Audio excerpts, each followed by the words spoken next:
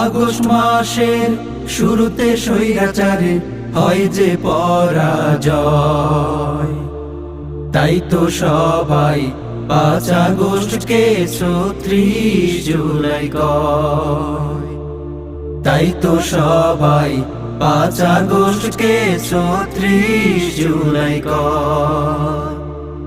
মানুষ মারলো শত শত, আহত হাজার হাজার। হাসিনার শাসন আমল ছিল যেন জেল জুলুমের কারবার। মানুষ মারলো শত শত, আহত হাজার হাজার।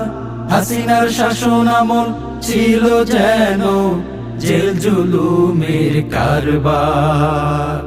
পোষা বাহিনী নিয়াকা নাগিনী